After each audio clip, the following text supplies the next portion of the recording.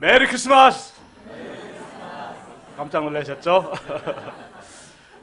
정말 모든 막힌 담을 푸시고 무너뜨리시고 평화의 새 역사를 이루신 우리 주님을 찬양합니다.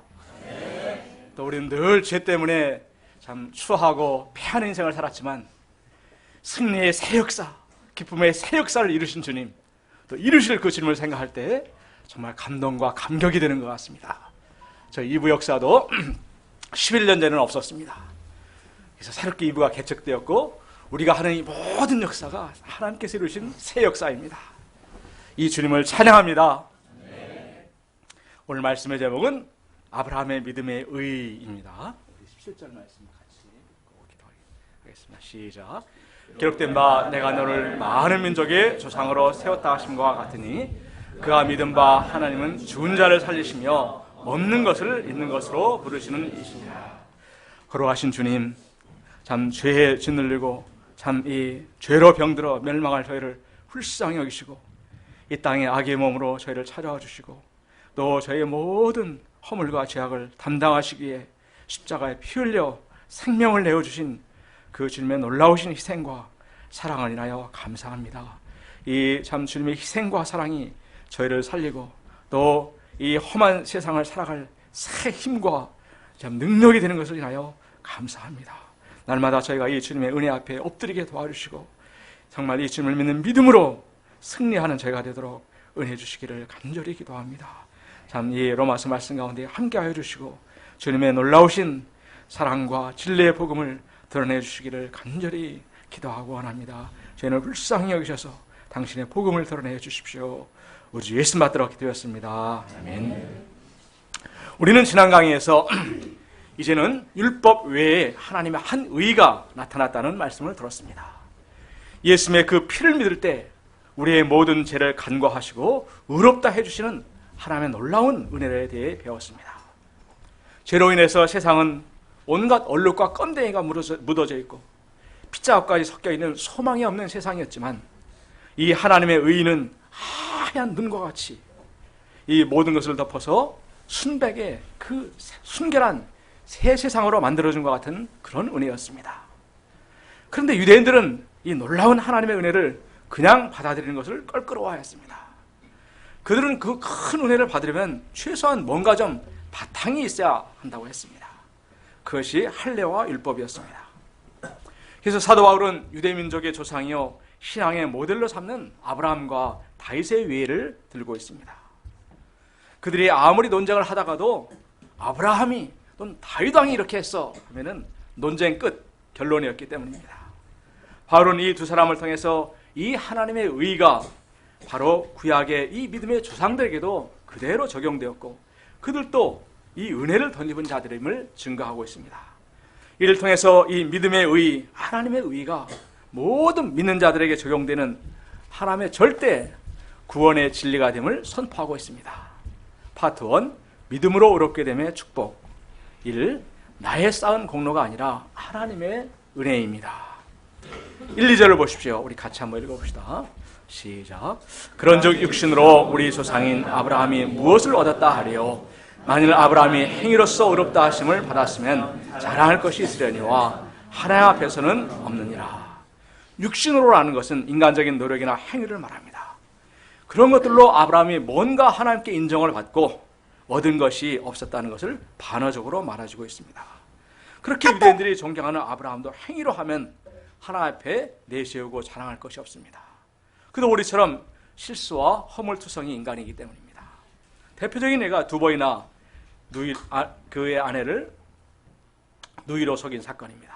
창세기 12장에 보면 바로가 이 아브라함을 불러놓고 내가 어찌하여 나에게 이렇게 행하였느냐, 내가 어찌하여 그를 네 아내라고 내게 말하지 않았나, 이렇게 책망하고 있습니다. 20장에서도 아비멜렉 왕이 또 이렇게 내가 어찌하여 이렇게 하였느냐 책망하고 있습니다. 요즘으로 하면 일간지 사회면에 아브라함 두 번이나 아내 신분을 속이다 들통나다 이렇게 기사가 났을 것 같습니다. 행위로 한다면 그는 결코 의로운 사람이 될 수 없습니다. 3절을 보십시오. 성경이 무엇을 말하느냐? 아브라함이 하나님을 믿음에 그것이 그에게 의로 여겨진 바 되느니라. 이 말씀은 창세기 15장 6절 말씀을 인용한 것입니다. 당시 아브라함은 부르심을 받고도 10년 정도가 지나고 열심히 살았지만 민족은커녕 자식 한 명 없이 쓸쓸히 늙어가고 있었습니다. 그래서 어두침침한 장막에 들어가서 나오지 않고 데모를 하고 있었습니다. 하나님께서는 이런 아브라함을 불쌍히 여기시고 환상 가운데 찾아가셔서 두려워하지 말라. 나는 내 방패요 지극히 큰 상급이니라 말씀을 주셨습니다. 그때 아브라함은 주께서 내게 씨를 주지 아니하셨으니 내 집에서 키운 자가 상속자가 될 것입니다.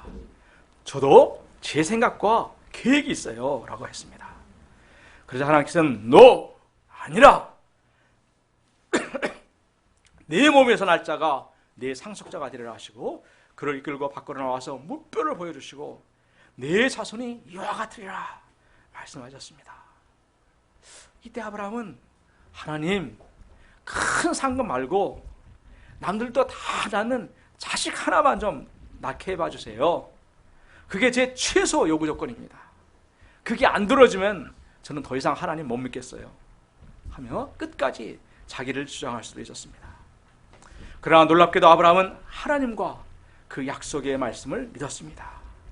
이때 하나님께서 이런 그의 믿음을 근거로 그를 의롭다고 손들어 주셨습니다. 물론 이때까지 아브라함은 칭찬받을 만한 행동을 여러 번 했습니다. 75세의 늙은 나이에 부르심의 말씀에 순종하여 주저없이 본토 친척 아비집을 떠난 것, 또 롯에게 좋은 땅을 양보한 것, 포로 끌려간 롯을 구하기 위해 전쟁에 뛰어드는 것, 전쟁 후에는 하나님께 영광을 돌리고 11조를 드린 것 등이 그러합니다. 그러나 하나님은 이러한 그의 행위를 기초로 그를 의롭다고 하지 않으셨습니다. 오히려 그가 의롭다 함을 여긴 때는 아무런 행위 없이 다만 인간적으로는 도저히 바랄 수 없는 중에 바라고 믿었을 때 절망 중에 하나님으로 인해서 믿고 소망을 가질 때였습니다. 4절 5절을 보십시오. 같이 읽어보십시다. 시작. 일하는 자에게는 그 싹시 은혜로 여겨지지 아니하고 보수로 여겨지거니와 이를 아니할지라도 경건하지 아니한 자를 의롭다 하시는 이를 믿는 자에게는 그의 믿음을 의로 여기시나니. 바울은 일과 싹스의 비유를 통해서 값없이 의롭다 하시는 믿음의 의의를 증거하고 있습니다. 유대인들의 신앙은 일하는 신앙, 우리 성도들의 신앙은 믿는 신앙으로 비유하면서 대조시키고 있습니다. 일이란 무엇입니까? 보상을 바라고 하는 행위 혹은 보상을 기대할 만한 행위입니다. 그래서 일하는 사람은 그 싹스를 은혜로 여기지 않고 보수로 여깁니다. 봉급을 받으면서 아니 저 같은 자에게 왜 이렇게 많은 월급을 주십니까? 사장님은 언제 부자가 되시려고요? 아마 이렇게 말한 사람은 없을 것입니다. 오히려 반대로 업무는 배로 늘었는데 페이는 똑같네요. 도대체 왜 이것밖에 안 줍니까? 그렇게 요구하는 것을 당연시합니다. 유대인들은 자신들이 뭔가 열심히 하면 하나님은 마치 보수, 구원을 보상으로 주어야 할 뿐으로 보았습니다. 그들과 하나님과의 관계는 수고와 보상의 원리가 지배하는 관계, 그래서 갈등과 불만이 쌓이고 늘 긴장해야만 하는 그런 관계였습니다. 반면에 일하지 아니할지라도 경건하지 아니한 자를 의롭다고 해 주시는 분으로 믿는 것은 은혜와 신뢰의 관계를 말합니다. 세상에서는 일도 제대로 안 하고 사고만 치고 다니는데 예쁘게 봐주는 회사는 없을 것입니다. 그러나 부모와 자식과는 다릅니다. 자식이 아무리 부족하고 허물투성인데다가 방을 짐승우리처럼 해놓고 살아도 엄마는 변함없이 뒤에서 다 정리해주고 또 맛있는 밥을 해주고 또 도시락을 싸주고 옷을 준비해줍니다. 왜 그렇습니까? 자식을 사랑하기 때문에, 또 그 자식이 언젠가는 멋진 아들이 될 소망과 믿음이 있기 때문에 그렇습니다. 자식은 그런 엄마의 품 안에서 아주 건강하게 자라나게 됩니다. 그 사랑을 알기 때문에 엄마를 두려워하는 자식은 없습니다. 바로 이 엄마처럼 경건치 않은 자를 의롭다고 인정해 주시는 하나님은 실로 우리의 은혜의 하나님이십니다. 이 하나님을 믿고 신뢰하는 것이 바로 믿음입니다. 이를 우리에게 적용해 보면 몇십 년 교회를 다녔어도 하나님과의 나와의 관계가 뭔가 대가를 바라고 일하는 관계, 즉 회사 사장과 사원과 같은 관계라면 그 사람은 아직 믿음의 세계, 은혜의 세계에 들어오지 못한 불쌍한 사람입니다. 그러나 교회 온 지가 예를 들어서 1년도 되지 않았고, 그래서 아무 한 것도 없다 할지라도 주여, 저는 참으로 소망 없는 죄인입니다. 은혜를 받을 아무런 자격이 없는 자입니다. 다만 저를 불쌍히 여겨주세요 라고 하나님께 믿음으로 나아가는 분은 조금 전에 예를 든 엄마와 자식과 같이 평안과 사랑의 충만한 복을 주 안에서 누리게 됩니다. 주님께서 주시는 이 구원의 기쁨과 행복은 외적인 연수와 행적으로 얻어지는 것이 아니라 오직 믿음으로 주어지는 선물입니다. 이 믿음의 의는 죄사함의 축복을 누리게 해줍니다. 6절 7절은 사죄의 조상으로서 다윗의 예를 들고 있습니다. 같이 읽어보시겠습니다. 시작. 일한 것이 없이 하나님께 의로 여기심을 받은 사람의 복에 대하여 다윗이 말한 바 불법이 사함을 받고 죄가 가려짐을 받는 사람들은 복이 있고 주께서 없는 것을 인정하지 아니하신 사람은 복이 함과 같으니라. 다윗은 통일 이스라엘의 왕이 오른 후에 안일과 게으름 속에 지내다가 우연히 들어온 정욕의 유혹을 물리치지 못하고 간음죄를 범하고 말았습니다. 게다가 이를 은폐하고자 충신 우리아를 극렬한 전쟁터에서 보내 죽이는 살인의 죄까지 저질렀습니다. 그리고 나서는 마치 남편을 잃고 어려움에 빠진 여인과 그의 가족을 돌봐주는 모습으로 그의 범죄를 은폐하고자 하였습니다. 7절에서 불법은 죄인 줄 알고도 범한 죄를 말합니다. 또 7절에 나오는 죄는 하타로서 하나님의 창조 목적에 부합하지 않는 본질적인 죄를 말하고 8절의 죄는 아원으로서 마음이 구부러져서 마땅히 행할 길에서 벗어난 윤리적인 죄를 말합니다. 이렇게 정말 그렇게 하나님을 의지하며 사랑했던 그 다윗이 이 모든 죄와 악을 행하는 것입니다. 공의와 사랑의 하나님, 살아계신 하나님을 다윗은 누구보다도 가까이 체험했기 때문에 그는 하나님으로부터 오는 그 심판의 두려움에 떨었습니다. 그가 이 죄를 회개하지 않았을 때 종일 신음하며 뼈가 쇠하는 그런 고통을 겪었습니다. 그가 가장 두려워하는 것은 하나님이 분노하여 사울처럼 주의 성령을 거두어가는 것이었습니다. 사울왕의 그 비참한 치유를 보았기 때문에 더욱 그리했을 것입니다. 하나님께서는 그에게 나단 선자를 보내셔서 그의 죄를 지적하고 회개토록 도우셨습니다. 이때 다윗 왕은 왕으로서의 모든 권위와 체면을 내려놓고 심상이 흥건해질 정도로 애통하며 회개하였습니다. 하나님은 이런 그의 회개를 받아주시고 그의 죄를 깨끗이 사하여 주셨습니다. 다윗이 한 것은 다만 하나님의 긍휼을 믿고 회개했을 뿐인데 하나님께서는 그의 믿음을 보시고 그를 용서해 주셨습니다.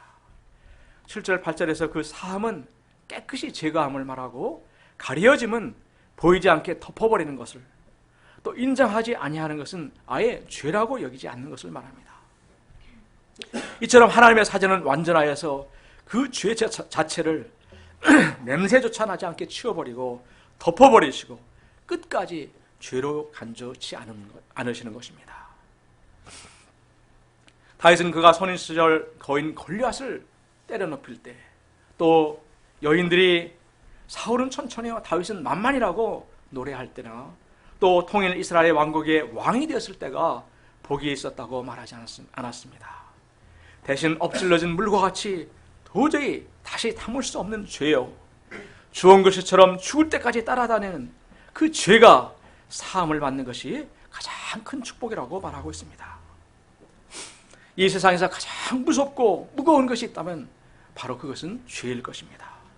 왜냐하면 죄는 다윗처럼 그 사람의 인격을 파괴하고 인간관계를 파괴하고 가정과 사회를 파괴해버리기 때문입니다. 따라서 사죄의 축복은 가장 큰 은혜요 축복입니다. 다윗은 그의 목에서 올가미가 벗겨지는 것 같은 참다운 자유와 평안, 또 생명이 다시 살아나는 그 기쁨을 누리고 그 복을 노래한 것입니다. 우리는 말과 행동, 생각과 무의식 속에서 끊임없이 죄를 짓는 죄인들입니다. 이 죄가 쌓이게 되면 씻지 않고 저 누워있는 노숙자들처럼 도저히 함께할 수 없는 죄인이요 갖가지 죄로 병들어 비참하게 쓰러져 죽을 수밖에 없는 죄인이 될 수밖에 없습니다. 그런데 우리가 주님의 그 십자가의 보혈을 믿기만 하면 주홍 같은 죄라 할지라도 눈과 같이 희게 해주시겠다고 약속하십니다. 목욕탕에서 깨끗이 씻고 나온 것처럼 우리를 날마다 새롭게 하시는 주님의 그 은혜를 찬양합니다. 9절을 보십시오. 같이 읽어보시겠습니다. 시작. 그런즉 이 복이 할례자에게냐 혹은 무할례자에게도냐? 무릇 우리가 말하기를 아브라함이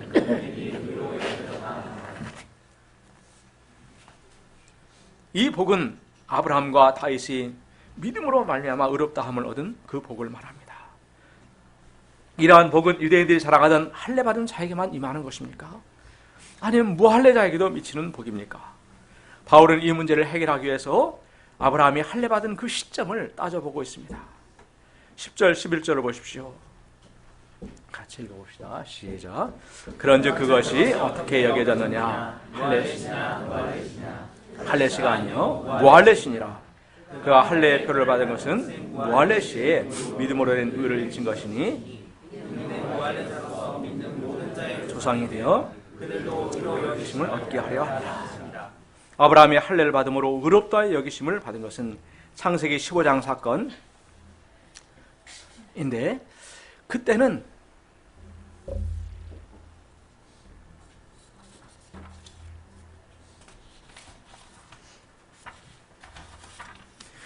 아브라함이 무할례신 85세에 일어난 것입니다. 그러니까 할례를 받지 않아도 얼마든지 의로워질 수가 있는 것입니다. 아브라함이 할례의 표를 받은 것은 창세기 17장 열국의 아버지 사건인 99세 때였습니다. 그러니까 의롭다함을 받은 후 14년이 지난 뒤에 할례를 받은 것입니다. 그러면 아브라함이 할례의 표를 받은 것은 무슨 의미가 있는 것입니까? 11절 말씀은 14년 전에 있었던 아브라함이 무할례 시에 믿음으로 된 의를 인친 사건이라고 말합니다. 인침이란 도장을 찍는 것으로서 그 이미 의로워진 것에 대한 확인의 의미가 있는 것이지, 할례를 받음으로써 비로소 그때 의로워진 것이 아님을 말하고 있습니다. 이렇게 함으로써 아브라함은 무할례자, 할례자 가릴 것 없이 모든 믿는 자의 조상이 되었습니다. 12절을 보십시오. 같이 읽어보시겠습니다. 시작. 또한 할례자의 조상이 되었나니 곧 할례받을 자뿐만 아니라 우리 조상 아브라함이 무할례 시에 가졌던 믿음의 자취를 따른 자들에게도 그러하니라. 아브라함의 후손은 아브라함이 남긴 그 믿음의 발자취를 따르는 자들입니다. 아브라함은 가고 없지만 그가 남긴 믿음의 발자취가 남아 있습니다. 아브라함은 허물과 실수를 많이 남겼습니다. 걸핏하면 의심과 불신 속에 드러눕기를 잘했습니다. 그러다가도 하나님께서 찾아오셔서 말씀을 주시고 비전을 주시면 자기를 내려놓고 그 자리에서 벌떡 일어나 말씀과 비전을 쫓아갔습니다. 그래서 그는 후손들에게 귀한 믿음의 발자취를 남겨서 그 발자취를 따라오도록 하였고, 그로 말미암아 의롭다함을 얻게 하였습니다. 자취란 발자국으로서 어떤 사람의 삶의 행적이나 여정을 말합니다. 신자는 믿음으로 걸어온 길을 남기고 앞으로의 남은 길을 믿음으로 걸어가는 사람들입니다. 여러분들은 하나님 앞에서 또 후손들에게, 후배들에게 어떤 자취를 남기기를 원하십니까? 무엇을 하신 대단한 업적을 내신 분입니까? 아니면 조금 부족해도 후배들, 후손들이 정말 누구는 정말 믿음으로 사셨어, 이렇게 함으로 하나님께 영광이요 사람들에게 진한 감동을 남기는 자입니까? 3. 믿음의 의인은 하나님 나라를 얻게 해줍니다. 13, 16절을 보십시오. 저와 여러분이 교독을 한번 해보시겠습니다. 제가 먼저 읽겠습니다. 아브라함이나 그 후손에게 세상의 상속자가 되리라고 하신 언약은 율법으로 말미암은 것이 아니요 오직 믿음의 의로 말미암은 것이니라. 만일 율법에 속한 자들이 상속자이면 믿음의 상속것이 되고 약속은 상이 되었느니라. 율법은 진노를 이루게 하나니 율법이 없는 곳에는 범법도 없느니라. 그러므로 상속자가 되는 그것이 은혜에 속하기 위하여 믿음으로 되나니 이는 그 약속을 그 모든 후손에게 붙게 하려 하십니다. 율법에 속한 자에게뿐만 아니라 아브라함의 믿음에 속한 자에게도 그러하니 아브라함은 모든 사람의 조상이라. 하나님께서 아브라함과 그의 후손들에게 세상의 상속자가 되리라는 언약의 말씀을 주셨습니다. 창세기에서는 이를 아브라함과 그의 후손들이 약속의 땅 가나안을 유업으로 받는 것을 말합니다. 바울은 당시 아브라함의 영적 후손들, 곧 믿음으로 의롭게 된 자들이 온 세상에 편만하게 되어 땅을 차지하게 될 것을 내다보았습니다. 오늘날 정말로 그렇게 되었습니다. 뿐만 아니라 가나안 땅은 우리가 장차 차지하게 될 하나님 나라를 상징하고 있습니다. 율법이나 우리의 공로가 아니라 오직 하나님의 의이신 예수님을 믿을 때 우리는 영원한 하나님 나라의 상속자가 됩니다. 파트 2, 아브라함이 믿은 하나님. 17절을 보십시오. 우리 같이 요절 말씀인데 읽어보시겠습니다. 시작. 기록된 바 내가 너를 많은 민족의 조상으로 세웠다 하심과 같으니 그가 믿은 바 하나님은 죽은 자를 살리시며 없는 것을 있는 것으로 부르시는 것입니다. 이 말씀에는 아브라함이 편치 않고 끝까지 하나님의 그 약속을 붙들고 믿음으로 살 수 있었던 그 비결이 담겨 있습니다. 하나님께서 아브라함에게 목표를 보여주시고 의롭다고 인정해 주신 후 85세의 할아버지가 99세가 되었고 사라는 89세의 할머니가 되었습니다. 이때도 하나님께서는 나타나셔서 너는 여러 민족의 아버지가 될지라 약속의 말씀만 주셨습니다. 이 무렵에 그의 육신의 상태를 19절은 그가 백세나 되어 자기 몸이 죽은 것 같고 사라의 태가 죽은 것 같음을 알고도 믿음이 약하여지지 아니하였다라고 말하고 있습니다. 아브라함은 자신의 몸이 죽은 것과 같은 것을 알았습니다. 이불 속에 들어가도 몸이 따뜻해지질 않았습니다. 손과 발이 돌처럼 굳기를 잘했습니다. 사라 사모님의 태도 죽은 것과 같았습니다. 경수가 끊어진 지는 오래되었고 자궁도 다 말라버렸습니다. 그런데도 아브라함은 그 믿음이 약하여지질 않았습니다. 20절, 21절을 같이 한번 믿음으로 읽어보시겠습니다. 시작. 믿음이 없어 하나님의 약속을 의심하지 않고 믿음으로 견고하여져서 하나님께 영광을 돌리며 약속하신 그것을 또한 능히 이루실 줄을 확신하였으니 상황은 나이가 더욱 들어서 훨씬 더 나빠졌지만 하나님의 그 약속을 의심하지 않고 믿음으로 견고해져서 그 약속하신 것들을 능히 이루실 줄을 확신했습니다. 머리로 그냥 아마 그럴 거야 이렇게 인정하는 정도가 아니라 확신했다는 것은 NLT 성경에서는 fully convinced로 표현하고 있습니다. 이로써 그는 하나님께 영광을 돌렸습니다. 하나님께 영광을 돌렸다는 말은 하나님이 되시도록 하는 것을 말합니다. 에이, 내 몸이 이 모양 이 꼴인데 어떻게 자식이 생긴단 말이야. 하나님도 어쩔 수 없어. 이렇게 생각한다면 그것은 하나님을 무시해버리는 것이요 하나님의 그 영광을 땅에 떨어뜨리는 것입니다. 17절을 다시 보십시오. 아브라함이 상황이 점점 나빠졌음에도 믿음이 견고해진 것은 하나님을 죽은 자를 살리시는 생명과 부활의 주님으로 믿었기 때문입니다. 또한 없는 것을 있는 것으로 부르시는 하나님, 곧 창조주 하나님으로 믿었기 때문입니다. 우리 인간에게는 없는 것은 없는 것입니다. 죽은 것은 죽은 것입니다. 상황 끝이요 가능성 0%입니다. 우리는 1%라도 가능성이 보이면 그것을 끝으로 믿고 기도할 수는 있습니다. 그런데 모든 것이 종료된 것과 같은 죽음의 상황, 가능성 0%의 상황에서도 이를 믿는다고 말하면 아마 미친 사람이요 또라이라고 말할 것입니다. 그런데 아브라함은 나에게는 0%지만 하나님은 하나님이시기 때문에 100% 하실 수 있는 믿음으로 믿고 하나님께서 주신 그 약속을 확신하였습니다. 하나님께서는 흑암과 혼돈과 공허 가운데서 빛이 있으라 말씀하시자 찬란한 빛이 생겨나게 하셨습니다. 땅에 생물이 있으라 말씀하시자 각종 생물들이 생겨나서 아름다운 이 자연의 세계를 이루었습니다. 하나님에게는 지금 없는 것이 문제가 되질 않습니다. 하나님은 지금 없는 것들을 얼마든지 있게 하실 수 있는 분이십니다. 없던 건강을 있게 하시고 없던 능력도 있게 하시고 없던 사람도 있게 하실 수 있는 분이십니다. 참된 믿음은 지금 없다 할지라도 하나님의 말씀대로 있게 될 것을 확신하는 것입니다.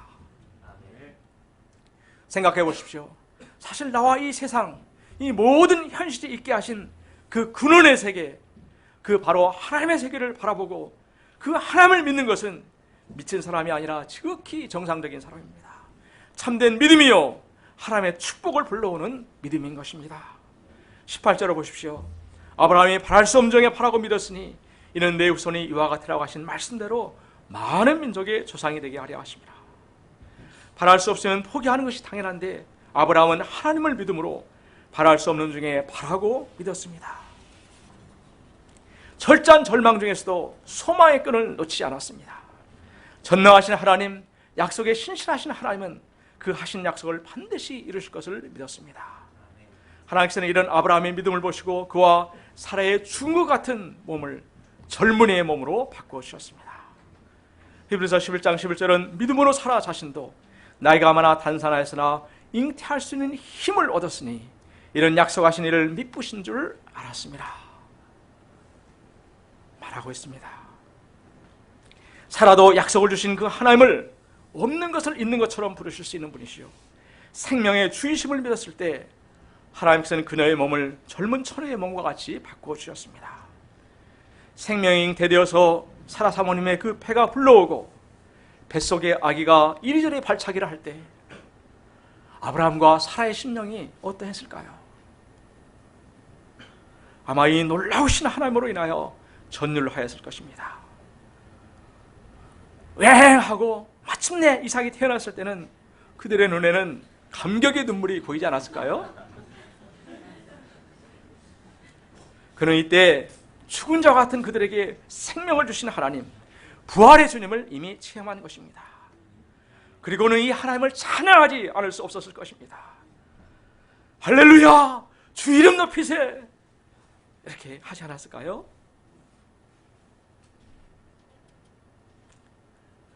우리 잠깐 CCM송을 한번 들어보도록 하겠습니다.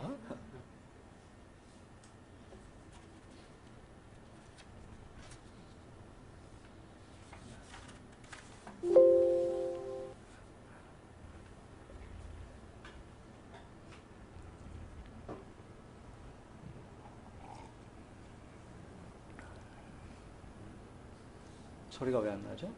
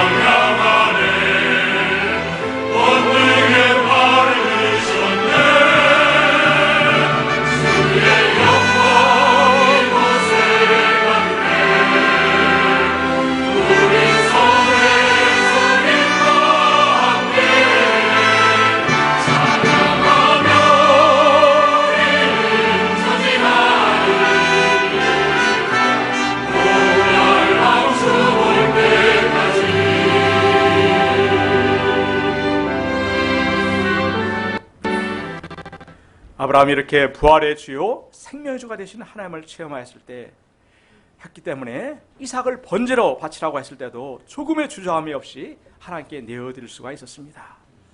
구약 성경에는 곳곳에서 없는 것을 있는 것으로 부르시는 하나님, 죽은 자에게 생명을 다시 불어넣으시는 그 하나님의 역사가 나옵니다.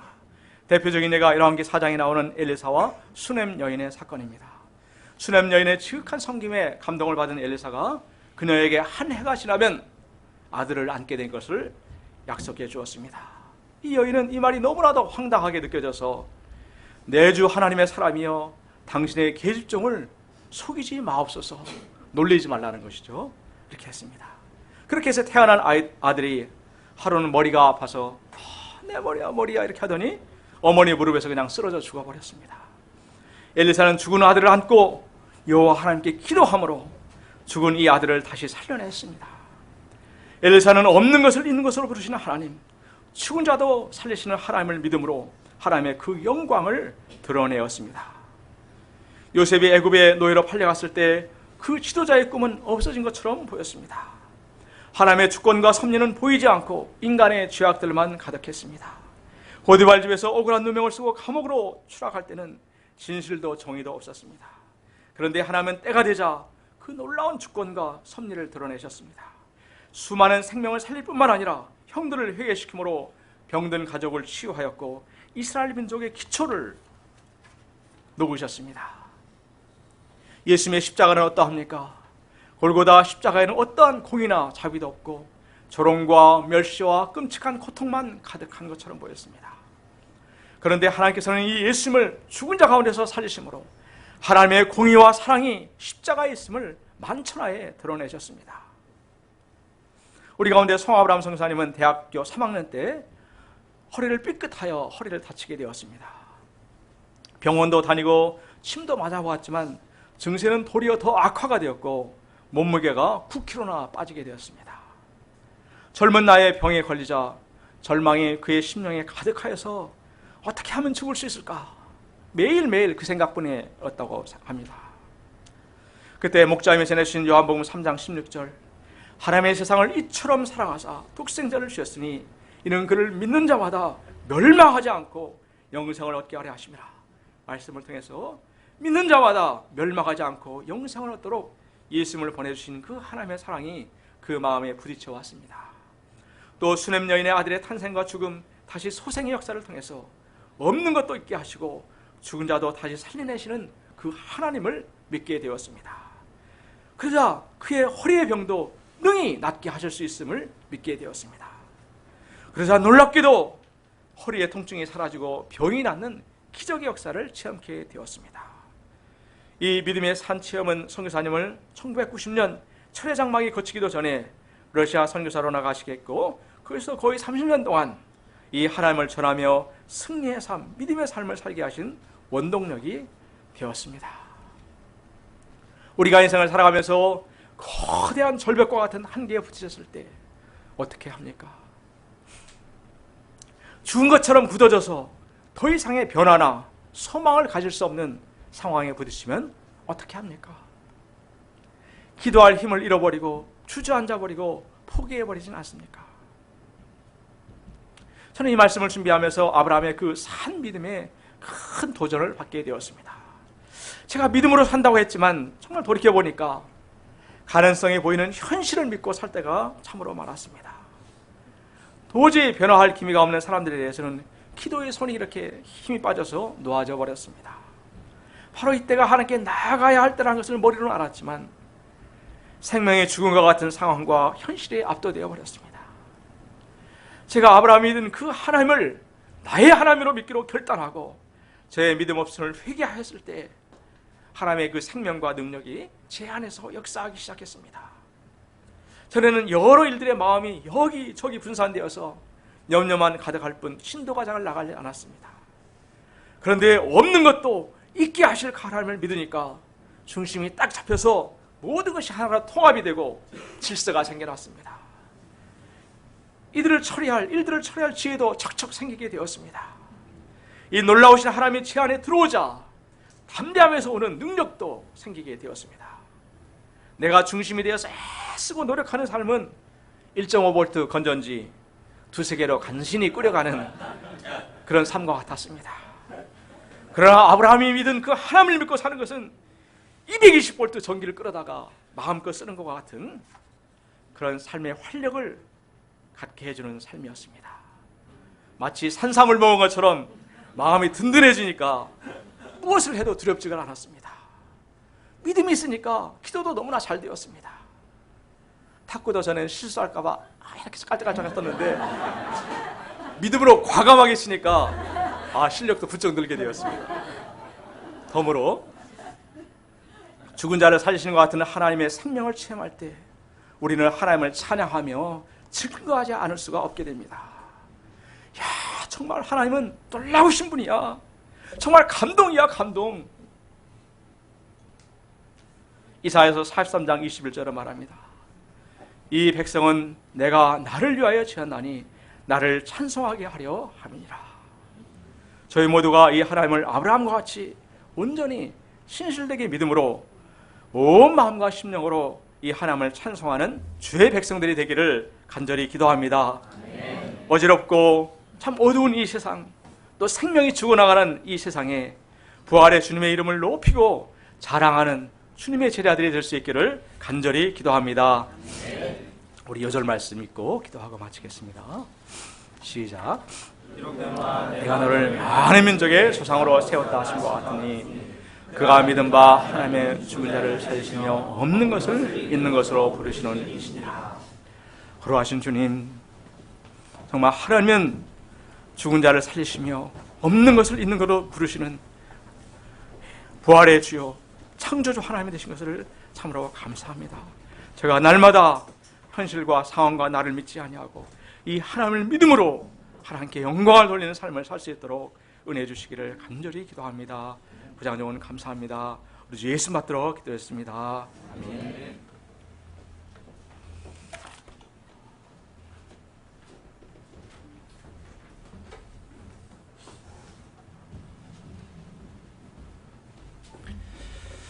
다 함께 찬송가 542장을 부르시겠습니다.